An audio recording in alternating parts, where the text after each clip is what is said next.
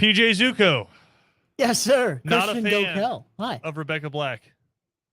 I just, overplayed. Not It's Friday. like not even overplayed on the radio, but like overplayed just in my life in general. But it's Friday. Gotta get down on Friday. You do. You Are you absolutely not looking have forward to the weekend? And believe me, I am looking forward to the weekend. Got a fun weekend planned. It's Friday. What do you got planned? The energy is up. It's good. I just got a lot of friends that I haven't seen in a long time. We're going to go down to Topgolf for my buddy's birthday. Yeah. I need videos. If any of PJ's friends are listening right now, I want all the videos of PJ sculling balls. I am really, really good at hitting it into that like first hole. I think they put that there for a reason. Yeah, like the first one and maybe sometimes the second one if I'm feeling like spicy that day. But I don't know. Okay. I will say I am completely dedicated to what is it, like the 3-wood? Yeah. I just like that's it. That's my that's your short game, that's your long game. That's my club. Yeah. That's it. That's all I use. Everyone's like, let's pull out the driver. I'm like, 3-wood sounds nice. Let's keep it there. There are like 3 tiers of people you don't want to go to Topgolf with. Okay. All right. The first tier, and this is one you're like, it's kind of acceptable, but it is what it is the person who is atrocious at golf and gets mad about it. Oh, yeah. Like, okay, so if you're gonna go to Topgolf and you don't play golf, but then you're going to get like upset about being terrible at golf. Yeah. I mean, equally as bad to go play around with someone like that, where they get like steamed. I can imagine. When they start just like sculling the ball all over the place. Not a good time. But going to Topgolf with someone like that, where it's like the whole point, man, is just to like eat some wings. Yeah. Drink some beverages. Right. Hang out outside. Mm-hmm. Hit some simulated golf balls with your friends. It's a good time. I know they're actual golf balls, but they have microchips. You know what I mean? Yeah. All right. For sure. Next tier up from that, going to Topgolf with the people who try to hit the ball over the net. Mm-hmm. It's embarrassing. It's embarrassing. So the kind of like the people that like legit are hitting the back net every time. We get it. You have a 300-yard drive. It's not that impressive. Yeah. And also it's a 300-yard drive off the second deck. Yeah. So you're elevated like 20, 30 feet in the air. We get it. I've definitely been there with We live like in South Georgia. Yes. And North Florida. There's a ton of people who can hit 300-yard drives. Yeah. You're just being a jerk by sending golf balls over the net. So that's like the second tier. Third tier, people who bring their own golf clubs.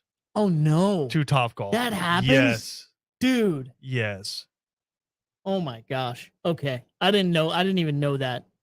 Like I some of my friends are like really big into golf, like super big, and they don't live around town anymore, but they would always go out golfing, and their family members, parents are actually like, work at some of the golf courses around and whatnot. So like they're huge into golf, and they don't even do that. So can I tell you like how I figured that out? Is when Topgolf first started coming out. It's got to be close to like 10 years ago now. Me and some friends went to it, and we didn't really know what it was, but it was golf, so we brought our golf clubs. But the spidey senses started tingling on us a little bit when we pulled into the parking lot, because we got invited to a grand opening. Spidey senses started tingling a little bit when we pulled into the parking lot, and so we left the golf clubs in the car. Well, that's also different because like you guys didn't know. Yeah. We walked in and kind of looked around, and we were like, yeah, there's like 9 bars, a pool table, ping pong table, badminton. Like, this is not. They already have golf clubs up there. This is fine. Yeah. But I have been to Topgolf multiple times where people come in, shirt tucked in, golf club hanging out, or the glove hanging out of the back pocket with their set, with their pings. Please stop. And it's just everyone just kind of giving them the side eye, like, oh my God. All right. Whatever. Why are you here? Whatever. What about like, were they alone? Like, no, I mean, there was a group. I have seen groups. That'd be kind of like this. But it's just this is my driving I love awkward range. humor. This is where I find peace. And like, I find humor in like watching 4 middle-aged men carry their golf club, like their bags upstairs. Yeah. Like kind of hitting each other as they're going up there. Sitting up. Can you imagine, like, hey, can you hold that elevator for me? Yeah. Thank you so much. And then I walk in, you just kind of stand there awkwardly. Yeah. With them for like a half a minute, but that's the longest half minute of your life. Because you're just kind of staring at them. They know what you're thinking, but they don't care. So. Because they got their clubs. But anyway, I hope you have fun at Top Goodness Golf. gracious. I hope you have fun. Just don't bring your own clubs. We have Josh Pate. Those don't exist. So. Perfect. We have Josh Pate from the Late Kick podcast and Late Kick Live, also CBS Sports and 247 as well. He's going to join us coming up next, just talking college football, his thoughts on expansion, and then looking at the 2022 season. But before we go to Josh, PJ, Aaron Murray joined ESPNU yesterday. And I just want to get your thoughts quick on this before we go to Josh. Aaron Murray joined ESPNU yesterday, preview the upcoming season, and obviously they asked him about Georgia because Stetson Bennett threw for the most yards last year, just under 3,000, since Aaron Murray was in school in 2012. Right. So, yes, he did do that, by the way. Yeah. Just to make sure everybody knows. Yeah. Like, that happened. PJ Zuko, Stetson Bennett, defender. Yeah. But they asked him where he feels like Stetson Bennett stacks up inside the SEC. He said, feel like he's the third best quarterback, certainly top 3. And that caused a little bit of a firestorm on social media. Like, Stetson Bennett ain't a top 3 quarterback inside the SEC. I think there's one quarterback in the SEC that's clearly better than Stetson Bennett. There's one that I would hear an argument for a push or maybe a little bit better. But then the rest, what have they done to say that they're better than Stetson Bennett? Number one's obviously Bryce Young. Yeah, for sure. And then the one that I'd hear an argument about is Hendon Hooker. Okay. At Tennessee. That's the one I was very interested in. But I feel like the ones that everyone is going to say, oh, this guy's clearly above Stetson Bennett. Anthony Richardson at Florida, and Spencer Rattler at South Carolina, and Will Levis at Kentucky. All of those guys might be better pro prospects, but in terms of being a college quarterback, and if you just want to look at numbers and not winning national championships, if you just want to look at numbers, Stetson Bennett's a better quarterback than all of them. Yeah. Yeah, I completely agree with that. That's crazy to me. Now I completely, that's the thing. I agree with Murray, and at the same time, like, I kind of, like you said, I'd have him pushing there for number 2. I think there's an argument there for Hooker, but is he far and away better than Stetson Bennett? I'm not sure if that's right. So I would have him arguably 2 or 3. Of course, Bryce Young is there at number 1, but like even the guys that you just talked about there that other people would argue, I think are kind of laughable. Yeah. Like Anthony Richardson, is he a good prospect? Could he be one of the best quarterbacks in the SEC? Sure. Have we seen that yet? No. Like, we need to stop basing this stuff off of, what we think they could do maybe someday. Like, that's not what this is. So anyway, yeah, I don't think he's there. My opinion on Spencer Rattler. I really need to see it from him before I fully believe it. And yeah, Will Levis, I don't think is there either. Like, I love, this isn't one of those things where like Will Levis transferred and I hate him. Like, I love Will Levis. Yeah. I think he's, 1, hilarious on social media, and 2, a really solid quarterback. He impressed me a lot with what he did, especially through the air at Kentucky last year. But I still don't, 1, know why he's such an amazingly good pro prospect. Like, I haven't really seen that. And 2, I haven't seen anything to make me think he's better than the national championship winning quarterback, which, by the way, he was. Like, again, reminder, he was. They've gone head to head. He was Stetson huge. Bennett outplayed him in those 2 playoff games as well. Yeah, exactly. They've been head to head as well. So yeah, I think as usual, all the blowback from the Murray rankings, that's pretty laughable. Yeah. And I would actually. Aaron Murray has some wild takes, but I actually agree. I actually agree with him on this one. We got to go to break though. We're going to come back. Josh Pate from the Late Kick podcast is going to join us next right here on ESPN Radio.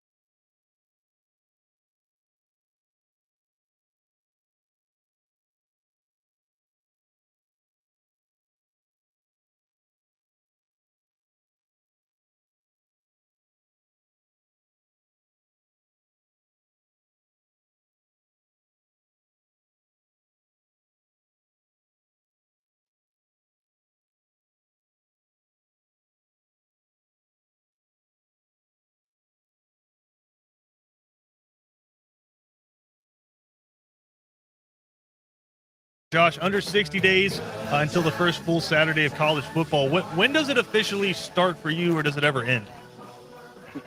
Like late January, I guess. Maybe after the signing day in February.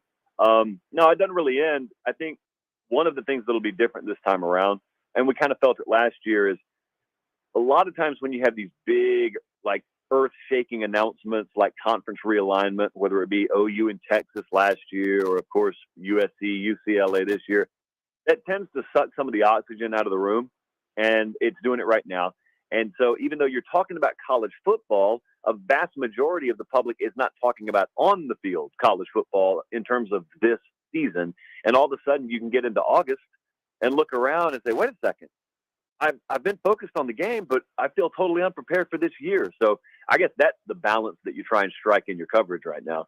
Yeah, it's fascinating. We were actually talking about that yesterday. I made my producer and co-host, basically I told him, give him permission to slap me if I started going into like the broad, just macro view of college football, and they're just focusing on what we talked about yesterday, which was the SEC West. So that's fascinating that you say that. But I wanted to ask you, what is your, I guess, what's the question that you've been trying to answer? Because I found that to be the most difficult part of covering all this, right? Is it the future of college football? Is it which team is going to a conference next? What does the next 2-3 years look like for the sport? What's the big question that you feel like you're asking yourself? Because I know you're like me, where it doesn't end when you walk out of a studio. This is the stuff you're thinking about when you're driving in a car to and from work. I guess it's a lot more overarching for me. It's not which team's going to be in which conference, because we always see conference realignment. That's not a new concept. I guess the main question I have is, whenever the dust settles, whenever that is, will the main thing still be the main thing? Will you look at college football in the year 2028 and say, yeah, that's still the sport I remember? Now it looks different. This team's over here and they used to be over there, but it still looks the same, it feels the same, because that would be the biggest concern. That's always the biggest concern. Are you watching the Saturday product and saying things like, man, I remember when this felt different than the NFL? Because if we've gotten to that point, then you've gotten to a point where I don't particularly want the sport to go. I also think, the other question, I kind of talked about this on our show last night, and I've talked about it for a while now, is this distinction that I think needs to be made between financial growth and growth of the sport.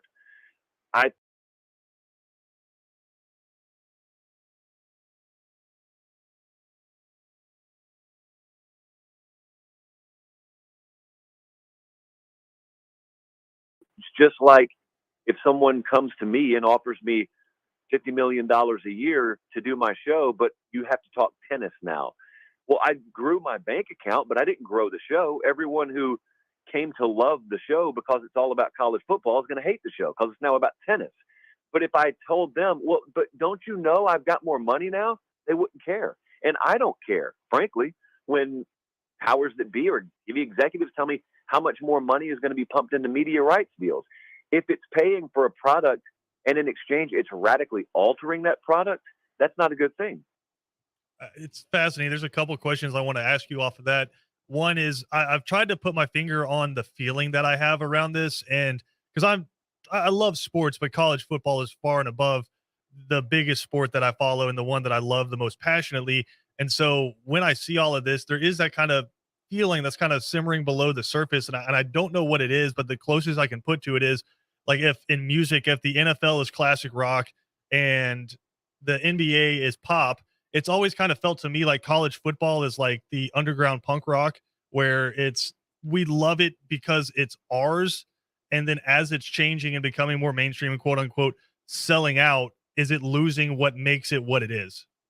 Well, it's like the movie Almost Famous, which is one of my favorite movies. I just never knew there was a college football corollary to it. Yeah. It's that kid that's coming along and he's writing for Rolling Stone, even though he's like 12.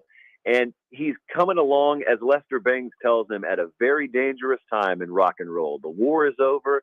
They won, and they'll destroy everything we love about this music. It's the great catch-22 when you have something that's great.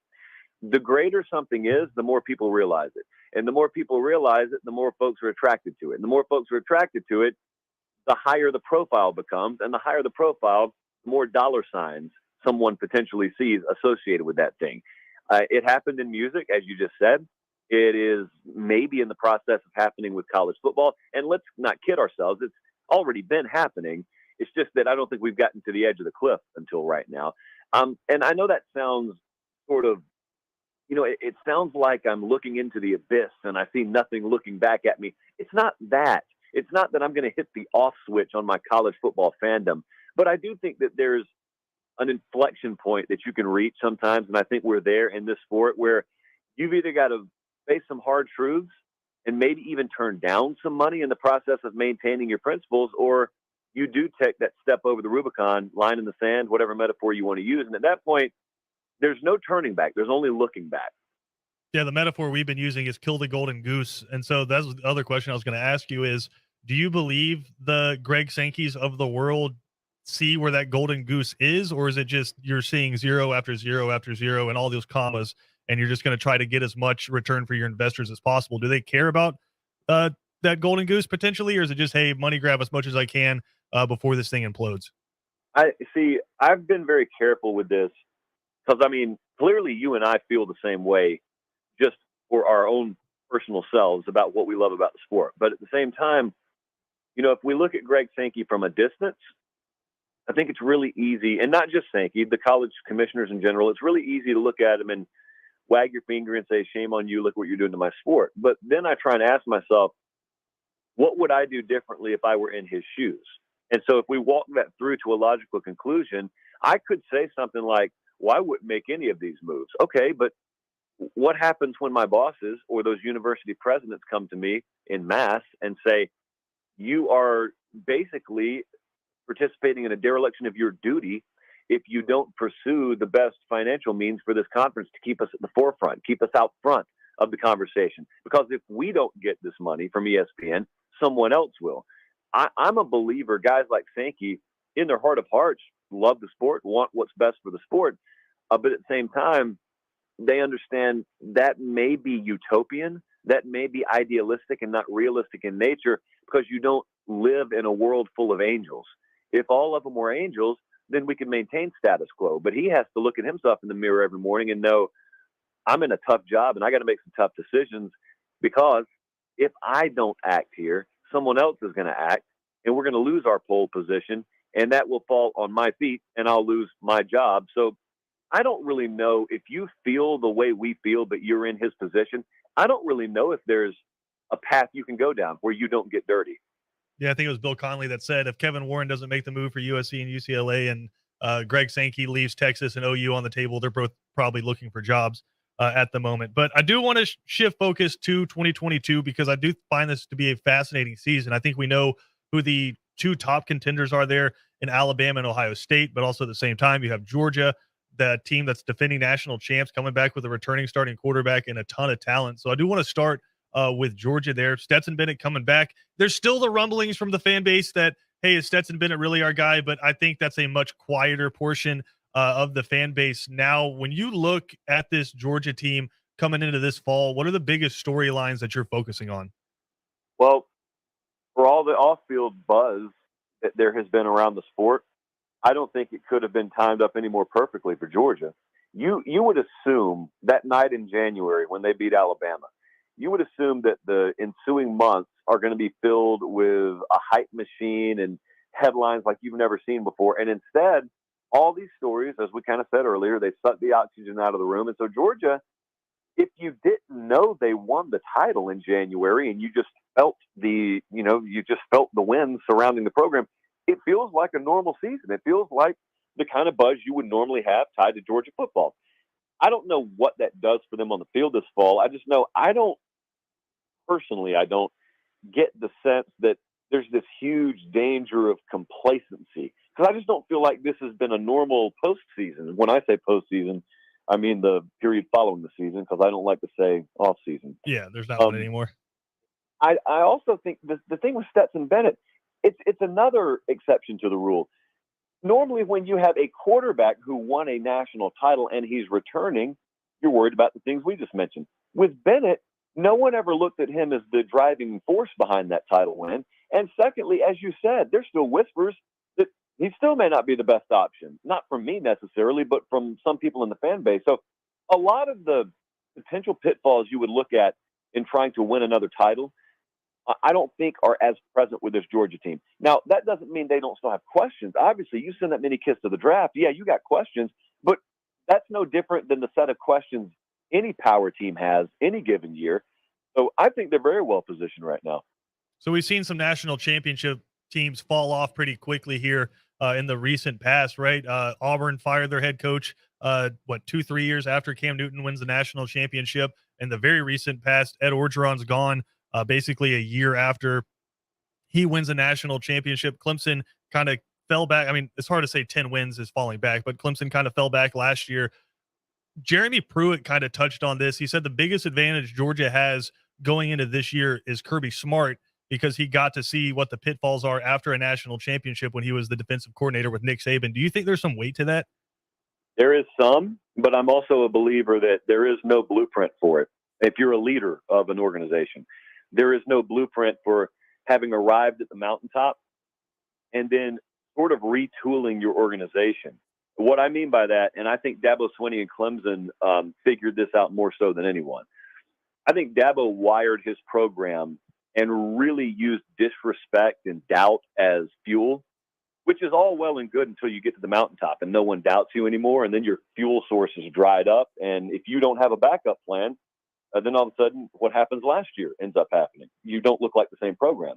And it doesn't take much. It doesn't take going from 100 to 50. You go 100 to 90, and that's enough for people to pass you in this sport. With Georgia, the advantage Kirby may have is he learned to build a process-oriented organization, which means you don't define your success or failures by wins. You define your success by operating at a maximum efficiency level. You don't define yourself by proving doubters wrong. You ignore the doubters entirely, and you just go about your business. You're a lot more immune to the ebbs and flows of human nature if you can learn to operate that way. The issue is it's not on you. I don't doubt Kirby Smart feels that way. It's consistently maintaining that ideology in a roster full of 18 to 22-year-olds that's the more difficult part. It's even been hard for Nick Saban at times, and Urban Meyer felt this, Jimbo Fisher felt this. So Kirby's going to feel it. It's just the degree to which he feels it that can vary based on the experience he had at Alabama. Now, I know there is a plethora of games coming up this year that a lot of people have circled, a lot of them conference games, some really cool out-of-conference games as well. But I think just looking at the slate, and this might just be me being hyperbolic and looking at the season, but I think this is one of the cooler opening week slates that we've seen just in terms of unique matchups, right? Cincinnati heading into Arkansas to take them on. Georgia and Oregon, haven't seen them play, and I don't know how long. LSU, Florida State, there in New Orleans. As you're looking at the opening couple of weeks, what are some matchups that you're excited for? I love the Utah-Florida game. That is fascinating, yeah. You know, the first 2 weeks really for Florida. They've got Utah in week one. They got Kentucky the very next week. And those are both games where your point spreads are going to be under a touchdown, in the favor of Florida, but under a touchdown. And it's the first two games for Billy Napier on the Power 5 level at Florida, obviously. And yet he's facing, if you think about it, two of the most tenured staffs and two of the most established head coaches in Kyle Whittingham and Mark Stoops in the entire country. So make of that what you will. You got home field advantage, but you certainly don't have the continuity advantage. The other one I'm looking at that you mentioned is Cincinnati, Arkansas, because I think a lot of folks look at that game. They know the line is around 7, and they know it's going to be a hard-fought contest. But no one that I've heard is looking at that game predicting Cincinnati to actually win. So they look at it as a nice, solid resume booster for Arkansas, but no one's labeling it a landmine game. And I'm thinking to myself, after all this hype, I don't think we've felt hype around Arkansas like this in a long time. If they were to drop that thing, if they just go -3 turnovers and it's a 30-27 home loss, they start 0-1, and they've still got that entire conference slate coming up. That would be a very unenviable position to be in. I also think Purdue hosting Penn State on a Thursday night to open the season. Purdue's got some sneaky Big Ten West title aspirations. Penn State is Penn State. So, yeah, it's a really, really intriguing week one slate. Catching up with Josh Pate here. Before we let you go, Josh, just looking at this season, I mentioned Ohio State, Alabama. Do you think they're in a tier by themselves, or is there another team or two that you think is up there with them? I can tell you as far as my numbers go, yeah, they are sort of in a tier by themselves. And I've got Alabama a few points separate of Ohio State even. So if you want to call that a tier just for Alabama, you can. But at the same time, I wouldn't label these super teams quite yet. They do have the potential to, achieve the kind of standard that maybe we saw 2020 Alabama at, 2019 LSU. But those are really hard levels to get to. So potential is one thing, realizing it is another thing. But I also think that when you look around the rest of the country, just last year, I mean, think about this time last year. It was just a foregone conclusion that you knew Ohio State was winning the Big Ten and Clemson was winning the ACC and Oklahoma was a preseason number one. And yet none of those teams even played for their conference championships, much less went to the playoff. So if last year taught you anything, and every year really does this, but if last year taught us anything, it's let's write these predictions in pencil. Let's not get married to our preview magazines because a lot of weird stuff can happen in this sport. Josh Pate, host of Late Kick Live and the Late Kick podcast. Josh, tell people where they can find your stuff because I know if they like listening to this show, they'll love what you're putting out. Yeah, I appreciate you having me on. You can find, if you want the video version, you can just go on YouTube and find the Late Kick channel. It's recently been renamed, so that's it, just the Late Kick channel or Late Kick with Josh Pate. If you prefer listening to the podcast version, same show. We just put it in audio version, and you can find it anywhere you get your podcast. Just search Late Kick. Josh, we appreciate the time, man. We'll see you in Atlanta here in a couple weeks. Yes, sir. I appreciate you having me. Awesome, man. Josh Pate, host of the Late Kick podcast here, joining us on ESPN Radio. We got more to come after this.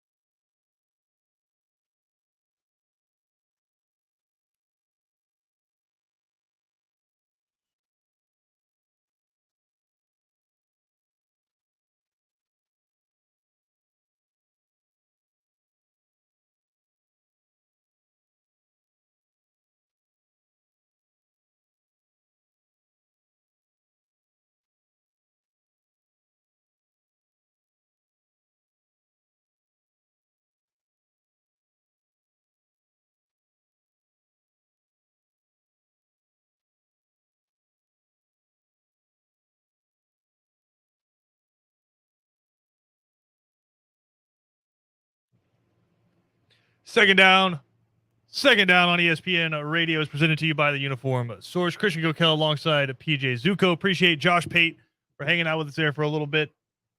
Just talking overarching and then very micro. PJ, what I loved is that Josh Pate, when I asked him what the first game that comes to mind that he's excited about starting the season, he didn't go big old neutral site game. He didn't go the Monday night games or the Sunday night games. He just went with the old classic non-conference game in one of their stadiums to start the season, Utah, Florida. Yes. We have been talking about that game nonstop. Yeah. And I'm glad Josh Pate shares the excitement with us. So again, appreciate Josh for joining us there. But we do have some sports business stuff to dive into. I know my business on a Friday, not overly exciting, but I think you'll appreciate some of this. Okay. So in the world of college athletics, it's become less about, hey, pageantry and tradition and more about value when it comes to programs, because that's what these conferences are trying to sell to these TV networks is how much are the teams that we're adding worth, and is it going to make the checks that we divvy out at the end of the year a little bit bigger? So Zach Miller recently compiled a list of the most valuable teams, medium.com, most valuable teams in college athletics, specifically college football. The factors he used included home attendance, market size, basically their valuation, right? How much the school typically pulls in, social media following, and TV viewership. And he used the 2021 season. Makes sense. Do you care to guess who number 1 and number 2 are? Based off those metrics, right? So we'll just go home attendance, market size, social media following, and TV viewership. Right. It's interesting, right? Because you throw in that like you said, it's a part of business. It's not always correlated to football success. It's not always who won the national championship or who was in the playoffs or anything like that. Especially like the one that keeps pulling me there is market size. But there's those other important metrics too. So what's fascinating is I'll say this. The two biggest markets, Los Angeles and New York, don't have a team inside the top 15. Which makes sense. They don't inherently care about college football. Right, exactly. You don't have like Rutgers isn't going to be up there, Syracuse isn't going to be up there, and neither one of them are New York City anyway. So and USC and UCLA, I think all we need is a snapshot of their stadiums during some recent regular season games. Yeah, for sure. Talk about home attendance, and that'll show you that. I would say I think a lot of people here would still go Alabama, Georgia. I will go just because of their following and just their constant consistency to be at the top of everything. I'll go Alabama and Ohio State. You got one of them right. Ohio State's number 1. Not Alabama, really. Nope. Ohio State is the most valuable school, I guess, in terms of sports viewership in the country. They're the crown jewel. Of course number they 2. Are. What else is new? Michigan.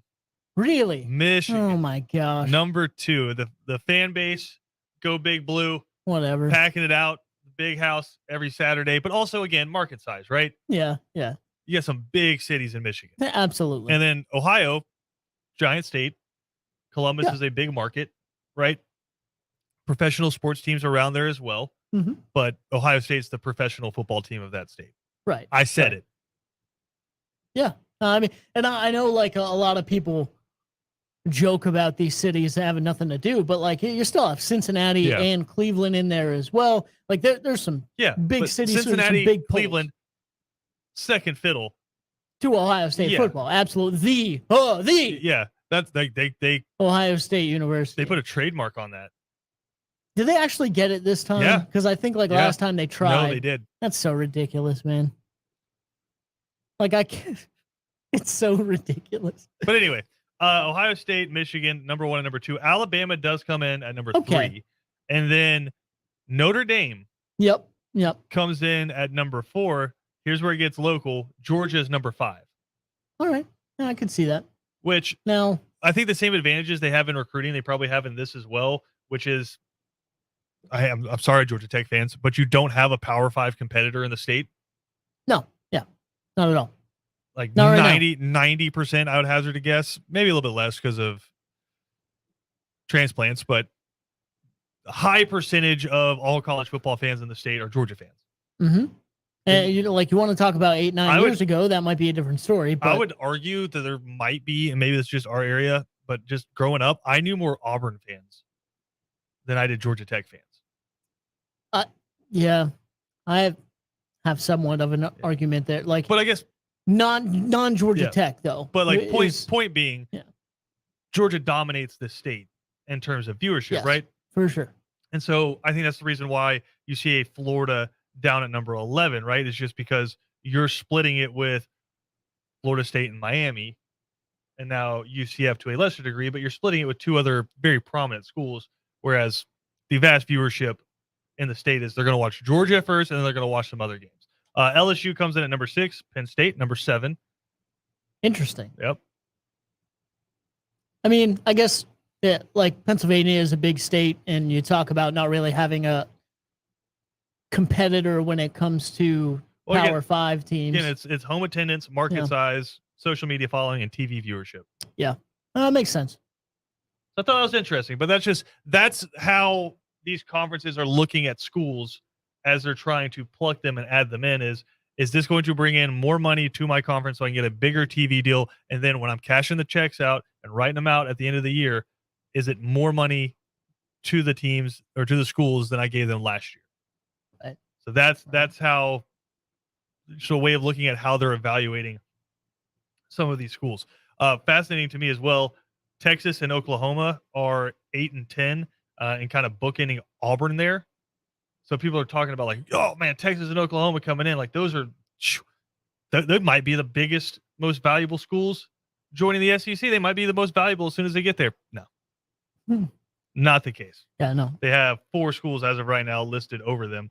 I mean, is that not also some pretty good advertising for both the SEC and the Big Ten? Just saying. Yeah. For other schools, like, come on in. This is who you get to play. Yeah. Speaking of great advertising, SEC is ESPN. Big Ten is Fox. I think that's pretty standard. And I know this is ESPN radio, but I did find it funny. ESPN, for whatever reason, whoever did the social media on this did an excellent job and deserves a bonus for this. As soon as USC signed the deal with the Big Ten, shared the video from a few years back of USC like crawling out onto the field before they played Alabama, like, hold me back, hold me back, and then just like superimposed on the bottom as the final score, which I believe was 52-6, something like that. Yeah, that is that's laughable. So just whoever put that post out, pretty good. Outstanding job there. And then other sports business news to get into today. Roger Goodell was speaking on where he sees NFL Sunday Ticket going. And I think this is important because for America's biggest sport and America's biggest or most viewed sport, right? I don't want to say the world because obviously soccer, but a huge sport. Kevin with the thumbs down. A huge sport. Biggest in America will stay national. I feel like the streaming has lagged behind. Sunday Ticket app is terrible.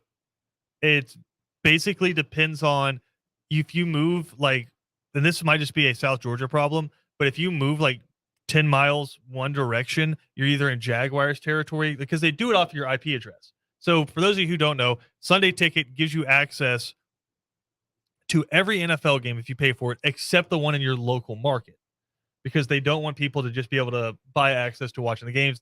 The cable companies give them all this money. They want to make you buy the TV package as well to watch your local team on the local networks, right?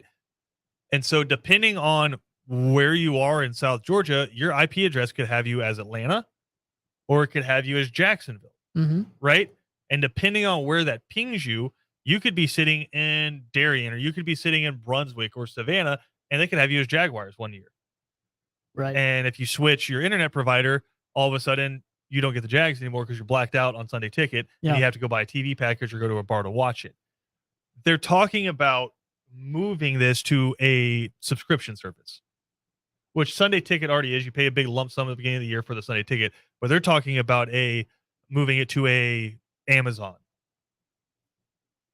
or to a Netflix, and just instead of trying to fleece the consumer out of it more, they're saying buy Hulu and you can watch the NFL. Right. And then they're just, instead of getting it from individuals, they're just going to get a giant lump sum from whoever that streamer is. Right. Yeah. And possibly and it's going to you be already have that it's streaming going to be a service. lot of money for the NFL. But it might allow the streaming service might go, hey, you might not be out of the woods yet. Like, say you have streaming service X right now, and the NFL gives them the access. They go, hey, you can keep your standard. Yeah. You can keep your standard streaming, or you can upgrade for an extra $5.99 a month to this, which gives you access to all the NFL games. Right. And but I do think it's just, the overall point being, NFL has lagged behind a lot on this. For the biggest sports league in America, it should be a lot easier for me to pay to watch games. And it has not been. Absolutely. Yeah, no, for sure. A lot of times it just ends up, you end up going to the red zone and hope your team, red zone network, right? And hope your team, when they get in scoring position, they end up flipping over to that. But as for the ins and outs of the complete game, which is no way way to watch your team's game. No, exactly. That's one of the, as for the ins and outs and the actual developments of the game itself, that is a poor way to watch your favorite team play a football game. Yeah. You want to see everything that's going on, not just when they get in scoring position or the other team gets in scoring position. What I hope they bring back, because I would pay straight money for this, is the all 22. Because you used to be able to buy Sunday Ticket, and then a couple days after the games aired, you could get to go back and watch the all 22. Right. Wish they would bring that back. They for whatever reason, they just haven't put it back in, but that's just me complaining and being myopic. We got to take a quick break. We'll come back, get you ready for 3 and Out next, right here on ESPN Radio.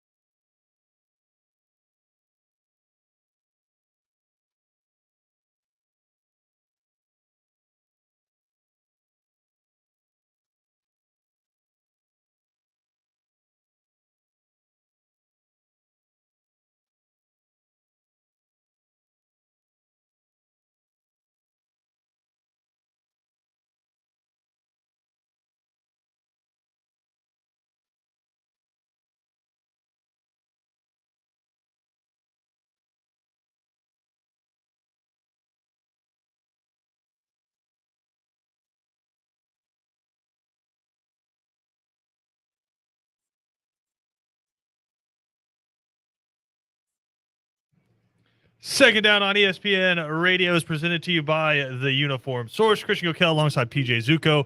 3 and Out coming up next. Kevin Thomas and Ben Troop taking you into the weekend. We got Braves and Nationals coming up a little bit later. Charlie Morton on the mound, and Charlie Morton, just a mere mortal, throws in the low 90s. Yeah. Spencer Strider last night, All right. touching 102. There you go. The Phillies sent out a couple of guys. Not the Phillies. Why am I completely blanking? The Cardinals sent out a couple of guys throwing 101, 102 last night. Spencer Strider, and their guys are going to dive more into this coming up next. Spencer Strider struck out the first 9 outs, I should say, in the game. Strikeouts. Tied a Major League Baseball record. I'm doubling down on my stance. Babe Ruth ain't touching it. Probably not. Like you said, some of these mere mortals that are around nowadays, I'm sure Babe Ruth would get some good hits on, but Strider? And here's how I know Babe Ruth ain't touching it. You want to know how they measured pitches back in the day? How's that? Legendary Walter Johnson measured his pitch velocity against a speeding motorcycle. Okay. So, all right, we're going to time this up. Motorcycle's going to fly by. As soon as it gets to you, throw it. Whichever one gets to the catcher first wins. And I'm sure they said it was 99.7. Yeah, I'm I don't sure know that there's a motorcycle back then that could go 99.7. True. 3 and Out coming up next. We'll catch up with everybody on Monday.